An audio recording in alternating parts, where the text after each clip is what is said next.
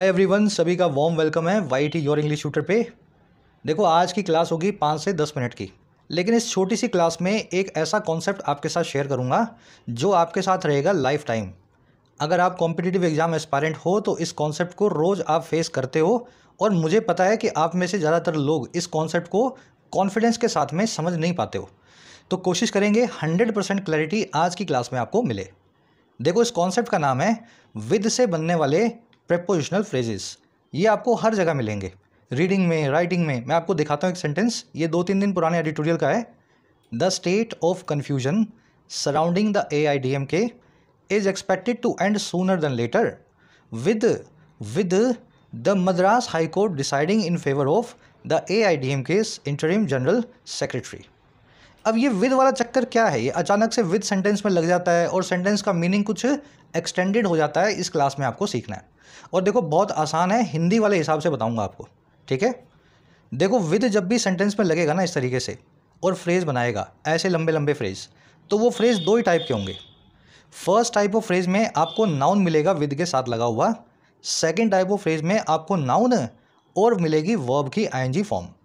तो जो पहले टाइप का है ना, ये तो बड़ा आसान है, मेरे ख्याल से आप देखते ही समझ भी जाओगे। The movie ended with with a beautiful message. देखो जी, ये फर्स्ट वाली जो स्ट्रक्चर है ना, ये सभी को आती है। मूवी खत्म हुई एक सुंदर से मैसेज के साथ, सुंदर से शिक्षा के साथ, है ना? इसमें किसी को कन्फ्यूजन नहीं होगी, और ये फर्स्ट वाला फ्रेज आप सभी जानते हैं। अगर आप इसको दूसरे तरीकों से लिखना चाहो तो आप ऐसा भी बोल सकते हो, the movie delivered a beautiful message at the end, या the movie's ending carried a beautiful message. Movie की एंडिंग में एक सुंदर सा मैसेज था। आप इसको ऐसा भी बोल सकते हो, the message delivered eight the end of the movie was beautiful. तो मेरे ख्याल से अगर आप 2-3-6-8 महीने से प्रिपेयर कर रहे हो किसी एग्जाम के लिए, या इंग्लिश पढ़ते हो, तो ये फर्स्ट वाली स्ट्रक्चर आप बड़े आसान से समझ सकते हो। अब देखो, यहीं से हमें बिल्ड करनी है ये एडवांस वाली स्ट्रक्चर, सेकेंड वाली, जो आपको देती है कन्फ्यूजन, जैसी कि मैंने आपको इस सेंटेंस में भी दिखाई थी।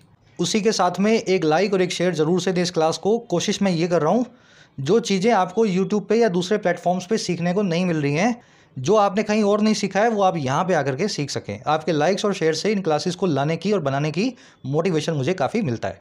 और उसी के साथ ही जिन प्यारे प्यारे स्टूडेंट्स ने ऐप को डाउनलोड नहीं किया है, वाईटी ऐप को डाउनलोड करो, आपकी अपनी ऐप है। फर्स्ट कमेंट में इसका लिंक रखा है इसी वीडियो के नीचे। ऐप पे आपको मिलेंगे courses for writing, SSC and banking. Writing course में डिस्क्रिप्टिव लिखना सीखते हो, यूपीएससी या किसी भी एग्जाम के लिए, ऐसे summary, report, precis. Almost 60 to 80 hours का कोर्स है। अच्छे ढंग से करोगे तो इंडिपेंडेंटली राइट करना सीख जाओगे इन इंग्लिश। ये कोड लग रहा है, इसको लगा करके आप फ़ायदा ले सकते हैं आज मिडनाइट तक 475 में। अभी इसका प्राइस बढ़ने वाले हैं नेक्स्ट मंथ से, उससे पहले फ़ायदा जरूर से लें। बैंकिंग कोर्स के अंदर आपको पूरा बैंकिंग का सिलेबस, क्लरिकल और PO, प्रीलिम्स और मेंस का प्लेंटी ऑफ प्रैक्टिस सेशंस के साथ में कवर करवाया जाता है। तो सही अप्रोच देख करके कैसे मार्क्स को बूस्ट करना है, ये बैंकिंग कोर्स में सीख सकते हैं। इसी तरीके से SSC के कोर्स में SSC के सभी एग्जाम्स का प्रीलिम्स और मेंस आपको तैयार करवाया जाता है। एक एक वैरायटी के क्वेश्चन को डिटेल्ड अप्रोच के साथ में करना सिखाया जाता है। कोर्सेज से रिलेटेड कोई भी क्वेरी हो, ये टीम का नंबर है, आप इस पर व्हाट्सअप करके टीम से बात कर सकते हैं। ऐप का लिंक इसी वीडियो के फर्स्ट कमेंट में रखा हुआ है, ध्यान से देखो। The movie ended with the main character waking up from a dream. Movie खत्म हुई विद साथ ही मेन कैरेक्टर के एक सपने से वेकअप होते हुए, मेन कैरेक्टर जो हीरो था उसके सपने से जगते हुए। बहुत सिंपल सा सेंटेंस बनाया मैंने, लेकिन इसको एनालाइज करोगे ना, आप इसमें से बहुत सारी लर्निंग निकालोगे। देखो, ये सेंटेंस और कुछ भी नहीं है, आप इसको ऐसा भी लिख सकते थे, the movie ended as the main character woke up from a dream. समझ पा रहे हो? आपको ये विद वाला समझ नहीं आ रहा है ना, तो अब एज लगा दो, और एज का मतलब होता है जैसे ही ये काम हुआ। यहाँ बोला जा रहा है कि मूवी खत्म हुई मेन कैरेक्टर के सपने से जगने के साथ ही, और यहाँ बोला जा रहा है मूवी खत्म हुई जैसे ही मेन कैरेक्टर जो है सपने से जगा। ध्यान ये देना है कि यहाँ पे वेकिंग अप लिखा था, प्रीपोजिशनल फ्रेज था, वर्ब की ING फॉर्म को लगाया गया क्योंकि प्रीपोजिशन लगी हुई है, और यहाँ पे आपने कंजंक्शन लगा दी है एज। तो अब आपको वर्ब की ING फॉर्म नहीं यूज़ करनी है, जिरंड की जगह पे मेन वर्ब यूज़ करनी है। टेंस को डिसाइड करना है कि पास्ट का है तो पास्ट के लिए वोकअप यानी वर्ब की सेकंड फॉर्म। समझ पा रहे हो ना? यहाँ वेकिंग अप नहीं लिख सकता हूँ मैं, as the main character waking up, गलत हो जाएगा सेंटेंस। कंजंक्शन लगा दिया आपने, और कंजंक्शन का काम होता है अपने बाद में मेन वर्ब को लेना। तो कैरेक्टर को मेन वर्ब सब्जेक्ट बनाओगे और वर्ब बनाओगे वर्ब की पास्ट फॉर्म यहाँ लिखोगे वॉक अप। अच्छा, अगर आप एज ना लगाना चाहो तो आप व्हेन या वाइल का इस्तेमाल भी कर सकते हो। मूवी खत्म हुई जब व्हेन या वाइल जब मेन कैरेक्टर जो है नींद से जगा, वोक अप फ्रॉम अ ड्रीम। थोड़ी क्लैरिटी आई दिमाग में? इस स्ट्रक्चर में और इस स्ट्रक्चर में कोई फ़र्क नहीं है। कहीं भी ज़िंदगी में ये स्ट्रक्चर आपको दिखे तो आप विद को एज, व्हेन या वाइल से चेंज कर देंगे और वर्ब की आईएनजी फॉर्म को, वेकिंग अप को या डिसाइडिंग को टेंस में चेंज करेंगे, टेंस की मेन वर्ब में। पास्ट है तो पास्ट टेंस, प्रेजेंट है तो प्रेजेंट टेंस, फ्यूचर है तो फ्यूचर टेंस। चलो अब इसको थोड़ा सा और एडवांस लेकर के आता हूँ मैं। एक दो बारीकियाँ और सीख लोगे तो इस स्ट्रक्चर से खेलना आपको आ जाएगा। देखो कैसे। आप इसको ऐसा भी बोल सकते थे, एक सेंटेंस दिखाता हूँ। सेम सेक्स मैरिजेस या relationships remained no longer illegal in India with the supreme court repealing section 377 of the IPC. थोड़ा सा लंबा सेंटेंस है लेकिन आसान है। सेम सेक्स रिलेशनशिप जो हैं, गे और लेस्बियन जो रिश्ते हैं, अब नहीं रहे, रिमेन नहीं रहे, अब बिल्कुल भी नहीं। नो लॉन्गर मतलब अब बिल्कुल भी नहीं। और क्या नहीं रहे भाई? गैर कानूनी नहीं रहे, इलीगल नहीं रहे भारत में। अच्छा, कैसे नहीं रहे इलीगल? ये काम हुआ विद साथ ही सुप्रीम कोर्ट के रिपील कर देने के, क्वैश कर देने के, कैंसिल कर देने के धारा 377 को इंडियन पिनल कोड की। तो पहले धारा 377 लगी हुई थी, अगर आप गे और लेस्बियन दोनों में से कुछ भी थे तो आपको जेल हो सकती थी।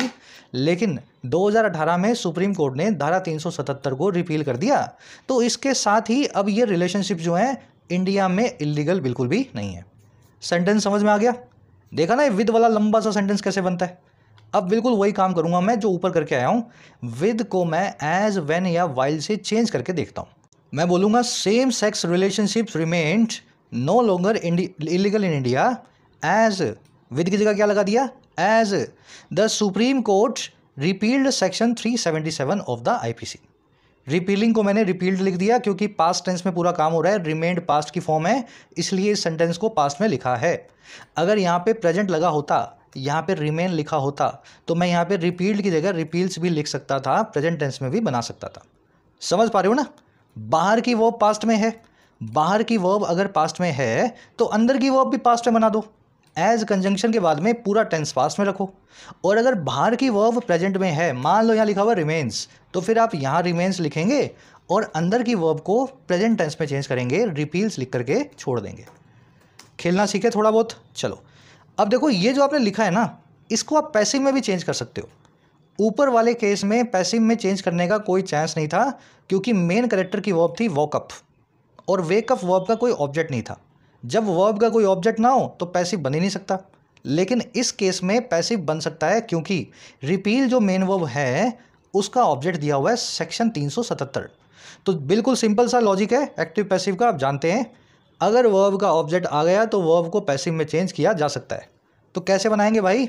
आप लिखेंगे same sex relationships remain no longer illegal in India as अब पैसिव में बना रहा हूँ, section 377 of the IPC was repealed by the supreme court. समझ में आ गया? 77 को आगे ले आया, सब्जेक्ट बना दिया। यहाँ पे अगर मैंने पास्ट लगाया तो वॉज रिपील्ड, अगर प्रेजेंट लगाया तो इज रिपील्ड। ठीक है, बाहर अगर प्रेजेंट रखा है तो इज रिपील्ड। तो जैसे मर्जी चाहो आप खेल सकते हो। चलो अब देखो, इसकी ऑल्टरनेटिव स्ट्रक्चर 2 नंबर यही थी कि आप एज की जगह चाहें तो व्हेन या वाइल का इस्तेमाल भी कर सकते हैं। तो मैंने व्हेन या वाइल लगाया है और पास्ट में रिपील्ड लिखा है, और मैं चाहूँ तो इसको पैसिव में भी बना सकता हूँ। क्या करूँगा? ऑब्जेक्ट को सब्जेक्ट बनाऊंगा सेक्शन 377 को, और वर्ब को पैसिव में चेंज कर दूंगा। इतना समझ गए? चलो अब इसका सबसे लास्ट और सबसे एडवांस वाला पार्ट वो भी समझ लो ताकि ज़िंदगी भर आपको दिमाग में बैठ जाए। सबसे लास्ट वाला पार्ट ये कहता है कि सर अगर इस तरह के सेंटेंसेस के अंदर विद के साथ में कोई ऐसी बात लिखी हो जो कि मेन क्लोज का एक रीज़न हो। क्या हो? रीज़न हो। हमने अपना बाहर जाने का प्लान कैंसिल कर दिया बारिश आ जाने के साथ ही। तो बारिश आई इसलिए प्लान को कैंसिल किया। सुप्रीम कोर्ट ने 377 को रिपील किया, इसलिए सेम सेक्स रिलेशनशिप अब इलीगल नहीं है इंडिया में। तो सर जब भी आपको इस तरह की स्ट्रक्चर में कोज और इफेक्ट का रिलेशनशिप मिल जाए, किसका रिलेशनशिप मिल जाए? कोज और इफेक्ट का। विद के साथ में आपको कोज मिले और मेन क्लोज में आपको उसका इफेक्ट मिले, यहाँ पे आपको मिले कारण और यहाँ मिले उसका नतीजा, तो आप चाहें तो बिकॉज को भी यूज़ कर सकते हैं। अब देखो कैसे करना है। Same sex relationships remained no longer in India because because the court repealed section 377 of the IPC. समझ पा रहे हो? बिकॉज भी एक कंजंक्शन है, कंजंक्शन अपने बाद में मेन वर्ब लेगी, मेन वर्ब हमने रिपील्ड रखा है। आप चाहें तो यहाँ पे हैड रिपील्ड रख सकते हैं अगर आप पास्ट परफेक्ट बनाना चाहें तो, क्योंकि ये काम पहले हुआ है पास्ट में और ये काम उसके बाद में हुआ है पास्ट सिंपल में। तो वो पास्ट परफेक्ट सिंपल के अंदर नहीं घुसूंगा मैं। जिन बच्चों को आता है वो अच्छे से जानते हैं कि हैड को बीच में रखा जा सकता है सेंटेंस को और मीनिंगफुल बनाने के लिए। समझ पा रहे हो? अब देखो बिकॉज जो है ना, ये है एक कंजंक्शन। इसका मतलब होता है क्योंकि। ये काम इसलिए हुआ क्योंकि ये वाला काम हुआ। लेकिन क्योंकि के लिए अपने पास बहुत सारी प्रेपोजिशंस भी हैं। समझ पा रहे हो? ये जो विद लिखा है ना अपने ऊपर, अब आप यहाँ पे बिकॉज की सिनोनिमस प्रेपोजिशंस को भी रख सकते हो। जैसे कि एक प्रेपोजिशन है बिकॉज ऑफ, जैसे कि एक प्रेपोजिशन है ड्यू टू, जैसे कि एक प्रेपोजिशन है ऑन अकाउंट ऑफ। तीनों का मतलब है क्योंकि। अगर because of, due to, on account of रखना है तो फिर वर्ब की आईएनजी फॉर्म आएगी। प्रेपोजिशन को आपको अलग से क्लोज नहीं देना होता। प्रेपोजिशन के बाद में जीरन लगता है, वर्ब की आईएनजी फॉर्म लगती है।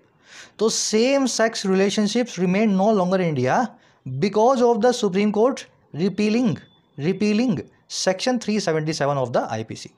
मैंने कुछ भी नहीं किया, मैंने विद को है ना, विद को बिकॉज ऑफ से चेंज कर दिया। क्यों? क्योंकि मुझे यहाँ पे कोज और इफेक्ट का रिलेशनशिप दिखाई दिया। मैं चाहूँ तो इसको ड्यू टू भी लिख सकता हूँ और मैं चाहूँ तो इसको बिकॉज ऑफ की जगह ऑन अकाउंट ऑफ भी लिख सकता हूँ। अब आप में से कुछ प्यारे प्यारे स्टूडेंट सोच रहे होंगे कि सर ये बिकॉज और बिकॉज ऑफ में क्या फ़र्क है? आपने इधर तो वर्ब लिख दी हैड रिपील्ड और यहाँ पे रिपीलिंग लिख रहे हो, है तो ये भी बिकॉज। तो बिकॉज और बिकॉज ऑफ के बीच का फ़र्क वही बच्चे समझ पाएंगे जिनकी बेसिक्स रेडी हो चुकी है इंग्लिश की, जिन्होंने ग्रामर के बेसिक्स सीख लिए हैं। और बेसिक सीखना बहुत आसान है सभी के लिए, फ्री ऑफ कॉस्ट है। चैनल पे जाएं, होम पेज को खोलें, ऊपर ही आपको ये प्लेलिस्ट दिखेगी, complete English grammar for all competitive exams by YT.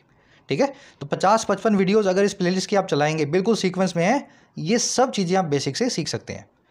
चलिए रैप अप करेंगे आज के सेशन को। होपफुली ये विद से बनने वाली फ्रेजेस अब आपके लिए बच्चों का खेल हो गए होंगे। एक बार रिपीट कर लेना इस चैप्टर को, नोट्स में कमेंट सेक्शन में डाल दूंगा, नोट्स को भी थोड़ा सा रिफ़र कर लेना। एक होमवर्क टास्क दे रहा हूँ आप सभी को मैं, कोशिश करेंगे सभी लोग इसको कमेंट सेक्शन में अटैम्प्ट करने की। फर्स्ट 2 क्वेश्चन में आपको 2 सेंटेंसेस को जो विद से बने हुए हैं उनकी ऑल्टरनेटिव फॉर्म्स में चेंज करना है। चाहे 3 बनाओ, चाहे 4 बनाओ, चाहे 5 बनाओ। और देखो बनाने से ही आएंगी। यूपीएससी का एग्जाम लिख रहे हो और आप सोच रहे हो मैं देख करके सीख जाऊंगा, नहीं, लिखना पड़ेगा। डिस्क्रिप्टिव अगर बनाना चाह रहे हो, आप लिखना चाह रहे हो, सीखने के लिए आपको लिखना पड़ेगा। तो कोशिश करो दोनों की 3-3, 4-4, 5-5 स्ट्रक्चर्स बनाने की ऑल्टरनेटिव फॉर्म में। विद को चेंज करके बिकॉज लगाओ, बिकॉज ऑफ लगाओ, एज लगाओ, व्हेन लगाओ, वाइल लगाओ, जो लगाना चाहते लगाओ और इसको थोड़ा सा सिंप्लीफाई करो। थर्ड सेंटेंस में मैं आपको एक हिंदी में सेंटेंस दे रहा हूँ, इसको आपको विद का इस्तेमाल करते हुए या बिकॉज ऑफ का इस्तेमाल करते हुए इंग्लिश में लिखना है। टीम के वर्ल्ड कप जीतने के साथ ही फैंस एक्साइटेड थे। टीम के वर्ल्ड कप जीतने के साथ ही सभी फैंस रोमांचित थे। चलिए आंसर्स डाल दूंगा कमेंट सेक्शन में, वहाँ से मैच कर लेना। मुलाकात लेंगे आपसे नेक्स्ट संडे के चैप्टर में। अगर ये क्लास अच्छी लगी हो और इसको कंटिन्यू करना चाहते हो तो ज़रूर से बताना कमेंट्स में, ताकि ऐसे 5 से 10 मिनट में किसी स्ट्रक्चर को आपको डिटेल में सिखाया जा सके। अंटिल देन एक लाइक और एक शेयर।